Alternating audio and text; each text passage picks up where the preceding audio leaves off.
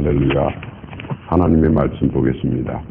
마태복음 4장 18절에서 22절까지의 말씀입니다. 제가 받들어 봉독해 올리겠습니다. 갈릴리 해변에 다니시다가 두 형제 곧 베드로라 하는 시몬과 그 형제 안드레가 바다에 금을 던지는 것을 보시니 저희는 어부라 말씀하시되 나를 따라오너라 내가 너희로 사람을 낚는 어부가 되게 하리라 하시니 저희가 곧 그물을 버려두고 예수를 쫓느니라. 거기서 더 가시다가 다른 두 형제 곧 세베대의 아들 야고보와 그 형제 요한이 그 부친 세베대와 한 가지로 배에서 그물 깁는 것을 보시고 부르시니 저희가 곧 배와 부친을 버려두고 예수를 쫓느니라. 아멘. 기도합니다. 하나님 아버지 감사합니다. 복되고 귀한 시간 허락하여 주옵시고 지금 이 시간 주의 말씀을 듣습니다. 주의 뜻과 섭리만 영광만 나타나는 복된 시간이 되게 하옵소서. 시종을 주 앞에 의탁하오며 예수님의 이름으로 기도하옵나이다. 아멘. 다사다난했던 지난 경자년이었습니다. 많은 우여곡절이 있었고 특히 경험하지 못했던 코로나19로 인하여 몸과 마음이 상당히 우울했습니다. 많은 사람이 그 여파로 인하여 애를 먹고 있으며 현재도 고통을 당하고 있습니다. 곳곳에서 탄식과 한숨이 저절로 나오고 금기시 했던 말들이 여과 없이 쏟아져 나오고 있습니다. 그뿐만 아니라 선택의 여지가 없이 꼼짝없이 무너져 내리는 생활의 터전의 기둥들을 보면서 눈 뜨고 물끄러미 바라보는 그 눈망울에는 상심의 뜨거운 눈물이 한없이 말없이 쏟아져 나옵니다. 절망의 나락 끝에서 하늘을 우러러보며 탄식과 한탄이 저절로 나옵니다. 무엇이 잘못되었을까? 내가 무슨 죄를 지어 이런 고통을 받는 것인가? 스스로 자문자답을 해보며 가슴에 맺히려는 답답함에 몽우리를 해소하려고 인고의 시간을 가집니다. 해소되지 않는 자신의 번뇌와 가슴에서 요동치는 심장의 맥박 소리는 더하여 극박하게 돌아가고 나약해진 자신의 모습을 보며 화들짝 놀라 움츠려 들 때도 있습니다. 그럼에도 불구하고 우리는 강건합니다. 그리고 건재합니다. 지난해의 불운은 여기까지라고 믿고 있기 때문입니다. 아니 그렇다고 믿고 싶습니다. 그뿐만 아니라 신축년에는 무엇인가 잘 될 것 같다는 뜨거운 믿음이 내 안에서 강하게 솟구쳐 올라오는 것 같습니다. 그러나 들려오는 소식은 내가 원하는 것이 아닌 절망적인 것들을 많이 듣게 됩니다. 그래서 더 위축되고 더 작아지는 기분들을 느끼게 됩니다. 그러면서 신축년 새해에는 어떤 한 해를 설계할까? 기분 전환을 위해서라도 밝은 희망들을 나열해 봅니다. 꿈과 소망과 바람을 가지고 말입니다. 그리고 각자의 환경과 처지와 형편 속에서 가장 근접한 자기만의 꿈을 담아 자수성가의 대표적인 야곱처럼 요셉처럼 모세처럼 멋들어지게 단장해 보려고 합니다. 자신의 바람과 희망에 대한 포부와 야망의 목표를 세우고 올 한 해 열심히 전진해 나가기 위하여 심기일전하며 노심초사합니다. 타인의 입장에서는 거창하거나 놀라웠거나 어이없거나 황당할 수 있습니다. 그러나 나만의 계획인지라 실현 가능성을 따지는 것보다 꿈의 화려한 성찬으로 계획표를 세우기에 그 시간의 행복은 아는 사람들은 알 것입니다. 그러던 와중에 문득 이런 생각을 해봅니다. 예수님이시라면 신축년에 세우시는 새 소망의 계획은 무엇일까? 어떻게 세울까? 그리고 우리에게 바라시는 소망은 무엇일까? 한 번쯤은 생각해 볼 수 있다고 생각합니다. 왜냐하면 일평생 예수님께서는 바라시는 나라는 존재와 역할은 무엇일까? 한 번도 생각해 보지 못했을 것 같아서 하는 말입니다. 이제라도 한 번쯤 우리에게 예수님께서 바라시는 새 소망은 무엇인가 한번 짚어보자는 것입니다. 그래야 주께서 말씀하시기를 내가 세상 살 때에 나를 한 번이라도 생각해 봤냐고 물어보실 때 한 번쯤은 생각해 봤다고 말할 수 있어야 되지 않을까 생각해 보기도 합니다. 그럼 예수께서 만약 신축년에 우리에게 바라시는 신년 새 소망은 무엇일까? 본문의 말씀을 가지고 한번 추론해 봅니다. 첫 번째로 오늘 본문에 보면 예수님께서는 나를 따라오느라고 예수님께서 말씀하셨습니다. 마태복음 4장 19절입니다. 한번 봉독하겠습니다. 말씀하시되 나를 따라오너라. 내가 너희로 사람을 낚는 어부가 되게 하리라 하시니. 신축년 2021년 새해 예수님의 첫 일성은 나를 따라오너라라고 말씀하셨습니다. 왜냐하면 너무 많은 길을 돌고 돌기에 안타까워하시는 예수님의 애통한 한 말씀이 아닌가 여겨집니다. 풍요로운 물질 문명에 빠져 노아 시대처럼 언제나 풍족하고 흘러 넘칠 줄만 알았던 모든 것들이 눈앞에서 거짓말같이 사라져 버립니다.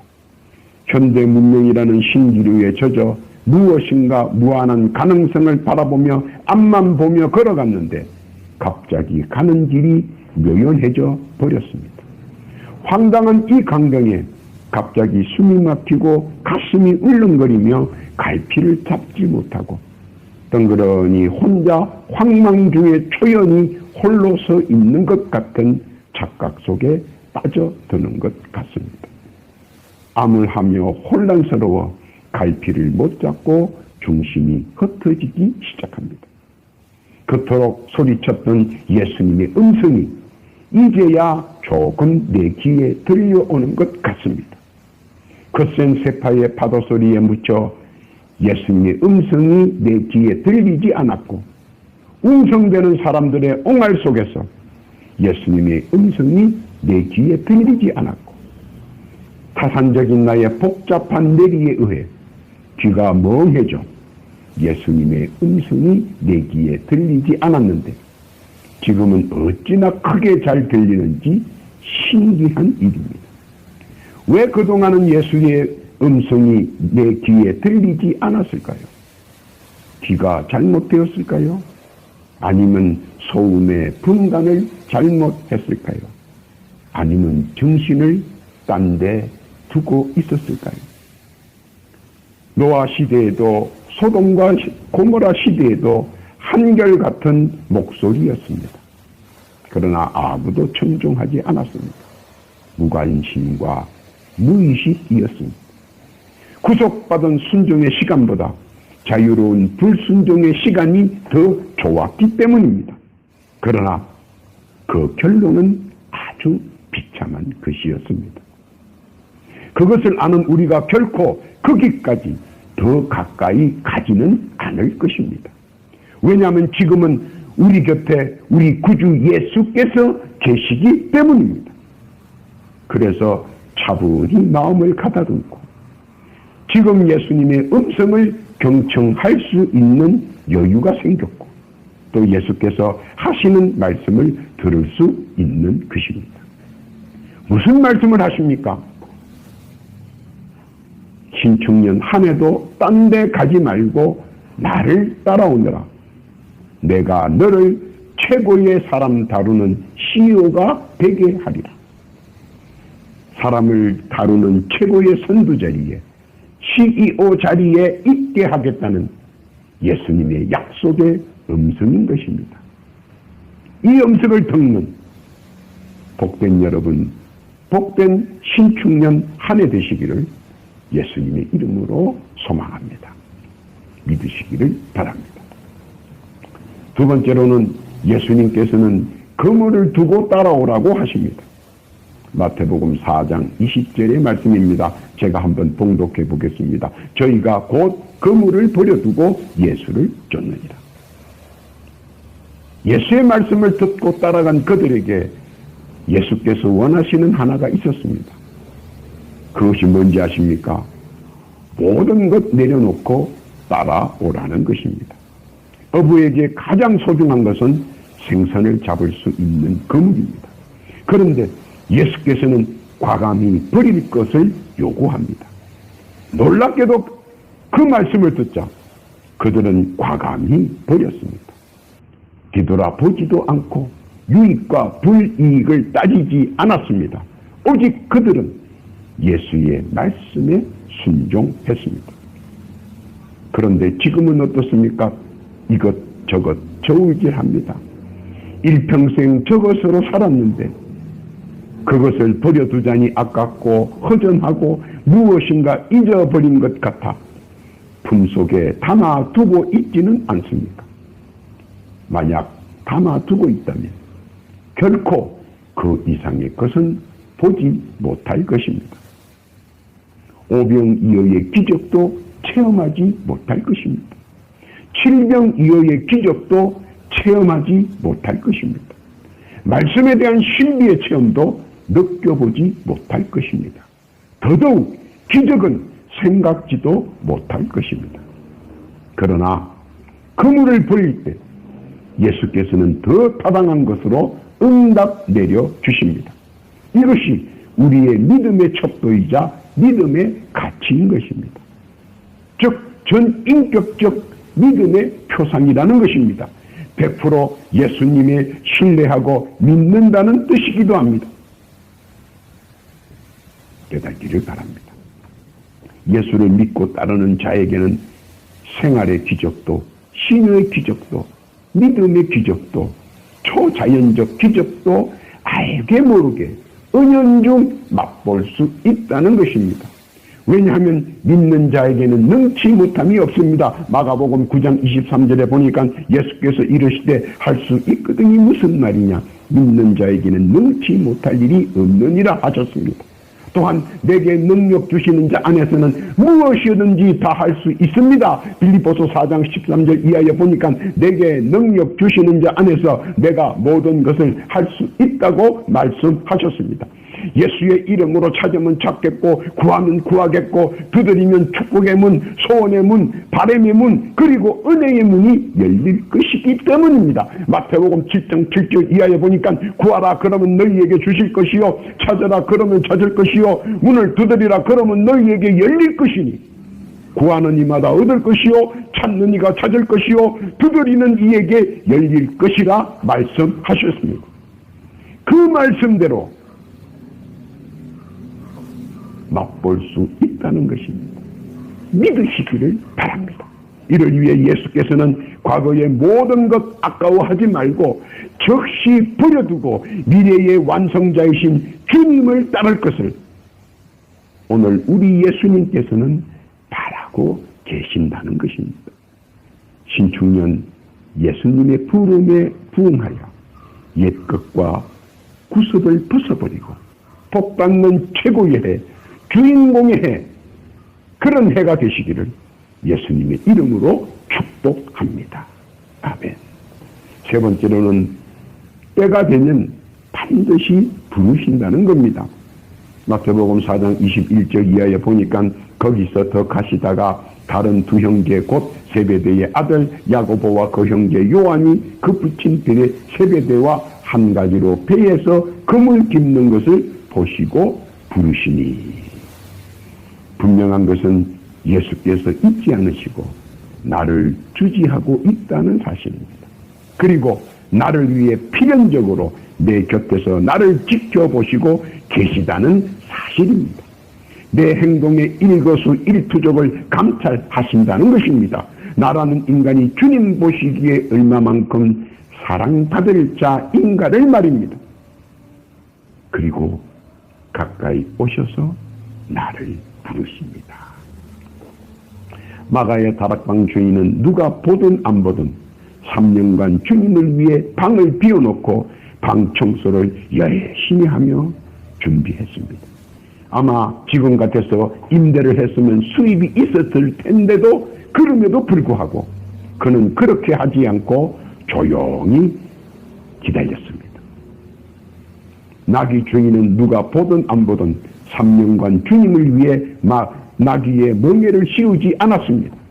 당시 운반 수단이 열악했던 때라 나귀로 멍에를 씌워 수레를 끌면 돈을 많이 벌 수 있었을 텐데 그는 그렇게 하지 않았습니다. 그는 그렇게 하지 않고 나귀의 멍에를 씌우지 않고 손보며 예수를 3년간 기다렸습니다. 때가 되니 예수께서 사용하셨습니다. 그리고 그들은 중요한 모퉁이 돌이 되었습니다. 빛도 없이 이름도 없이 조용히 예수를 믿고 섬긴 사람들입니다. 주의 말씀을 순종하고 조용히 기다리는 자에게 주님께서는 꼭 찾아오셔서 나를 주의 중요한 도구로 사용하신다는 것입니다. 현대적 감각에 맞는 주의 도구란 무슨 뜻입니까? 바로 각 분야의 최고 책임자로서 중책을 허락하시고 그리고 사용하시겠다는 것입니다.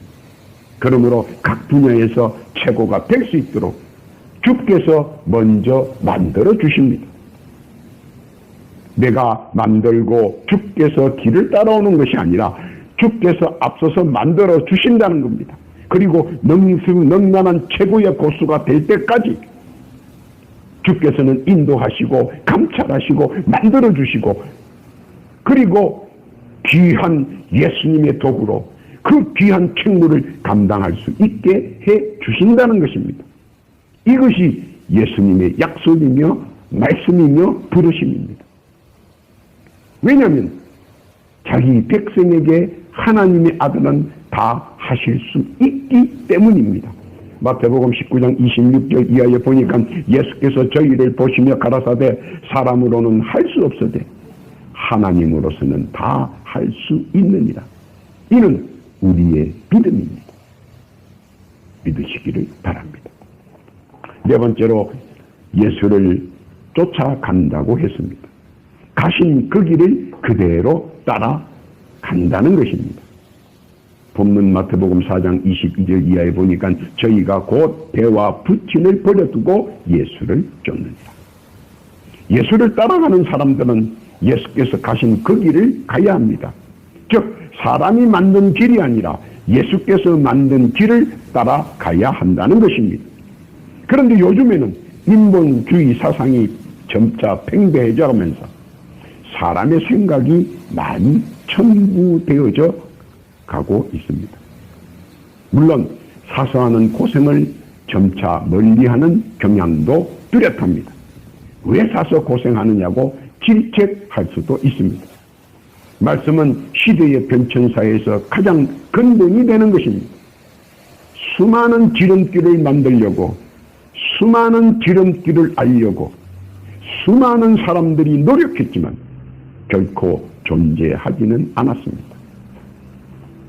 지켜야 할 것은 아무리 세월이 흐르고 시대가 변하고 역사가 바뀌어도 말씀의 기초와 흐름은 항상 정도였기 때문입니다. 교통신호를 무시하면 대형 사고로 이어질 수 있습니다. 일기예보를 무시하면 조난사고로 이어질 수도 있습니다. 경험을 무시하면 대형 참사로 이어질 수 있습니다. 그래서 귀찮지만 매뉴얼을 만들어 하나하나씩 살펴보는 것입니다. 그런데 꼭 사고는 매뉴얼을 하나하나 점검하지 않고 살펴보지 않았을 때 사고가 난다는 사실입니다. 예수님께서도 그것을 아시기에 예수께서 가신 그 길로 한 걸음 한 걸음 따라오라는 말씀입니다. 마치 죄와 악과 혼돈의 지뢰밭을 통과하듯이 말입니다. 미혹의 지뢰밭, 혼미의 지뢰밭, 의혹의 지뢰밭, 그 지뢰밭들을 실수하지 않고 온전히 지나갈 수 있는 것은 오직 먼저 가는 자의 발자취를 따라가는 수밖에 없는 것입니다. 앞서서 가는 사람의 발자취를 자세히 보고 그 발자취를 따라가야 지뢰밭에서 무사히 통과할 수 있는 것입니다. 안전하게 통과할 수 있는 것입니다. 그래서 예수님께서는 따라오라는 것입니다. 예수께서 만든 그 길은 무엇이 있을까요? 요한복음 14장 6절 이하에 보니까 예수께서 가라실 때 내가 곧 길이요 진리요 생명이니 나로 말미암지 않고는 아버지께로 올 자가 없느니라고 말씀하셨습니다. 예수님 그 발자취를 따라가며 우리는 그 길을 따라가는 것입니다. 그리고 그 길은 진리와 생명의 길입니다. 진리란 무엇입니까? 예수를 믿는 것입니다. 그것이 진리입니다. 믿으시기를 바랍니다. 요한복음 11장 26절에 보니까 무릇 살아서 나를 믿는 자는 영원히 죽지 아니하리니 이것을 내가 믿느냐? 이것이 믿음의 진리인 것입니다. 예수를 믿는 자는 영원히 죽지 않는다. 믿으시기를 예수님의 이름으로 부탁합니다. 생명의 말씀은 예수님의 의롭을 말합니다. 그것은 단순하며 간단 명료하며 너무 쉽습니다. 네 가지가 있는데 한번 말씀드리겠습니다. 깨닫기를 바랍니다. 첫째, 예수님께서는 그 길에서 이렇게 말씀하셨습니다. 기도하면 주시겠다는 말씀입니다. 요한복음 14장 14절에 보니까 내 이름으로 무엇이든지 내게 구하면 내가 시행하리라. 할렐루야. 시편 20편 4절에 보니까 내 마음의 소원대로 허락하시고 내 모든 도모를 이루시기를 원하노라. 무슨 일이나 무시로 기도하시기 바랍니다. 예수님께서는 무조건 응답하십니다. 이것이 예수님께서 그 길에서 우리에게 약속하신 것입니다. 믿으시기를 바랍니다. 두 번째는 찬송하면 충만케 하시겠다는 말씀입니다. 시편 105편 2절에 보니까 그에게 노래하며 그를 찬양하며 그의 모든 기사를 나랄지어다. 시편 106편 12절에 이에 저희가 그 말씀을 믿고 그 찬송을 불렀다. 찬송하면 못된 사탄 마귀 귀신들이 범접지 못하고 도망갑니다. 그러므로 넘어질 길이 없습니다. 자빠질 길이 없습니다. 허당칠 길이 없습니다. 믿으시기를 바랍니다. 이것이 찬송의 힘입니다. 찬송을 부를 때 모든 것이 충만케 돼요. 충만하면 못된 사탄 나귀 귀신들이 감히 번쩍지 못한다는 사실입니다. 또 예수님께서는 가신 그 길에서 세 번째로 이렇게 말씀하십니다. 성경 묵상하면 말씀이 살아 생동케 하시겠다는 말씀입니다. 믿는 자에게는 성경을 볼 때마다 그 성경의 말씀이 살아 생동하며 역사한다는 사실입니다. 요수아 1장 8절 이하에 보니까 이 율법책을 내 입에서 떠나지 말게 하며 주야로 그것을 묵상하여 그 가운데 기록한 대로 다 지켜 행하라. 그리하면 내 길이 평탄하게 될 것이라. 내가 형통하리라. 말씀 속에 역사하는 성령께서 앞길을 예비하시고 좌우를 지켜주시고 뒤편을 막아주셔서 그 어떤 불상사도 끼어들 수 없고 완벽한 보호막이 되어주시겠다는 것입니다. 그뿐만 아니라 내 길을 평탄하게 형통하게 해주시겠다는 겁니다. 아멘으로 믿으시기를 바랍니다. 네 번째는 말씀 순종하면 기적이 함께 하시겠다는 말씀입니다. 마가복음 16장 17절 이하에 보니까 믿는 자들에게 이런 표적이 있다더니 곧 저희가 내 이름으로 귀신을 쫓아내며 새 방언을 말하며 뱀을 집으며 무슨 독을 마실지라도 해를 받지 아니하며 병든 사람에게 손을 얹은즉 나으리라 하시더라. 순종의 인내보다 불순종의 아픔을 무서워해야 합니다. 기적은 내 곁에 있으나 행함이 없는 나의 믿음으로 정체되어 있을 뿐 지금이라도 순종으로 말씀을 순종하면 나에게 오는 기적 상상을 불허합니다. 그 기적의 축복을 믿고 누리시기를 바랍니다. 그것이 예수님께서 가는 그 길에 우리에게 4가지 축복을 허락해 주신 것입니다. 깨닫기를 바랍니다.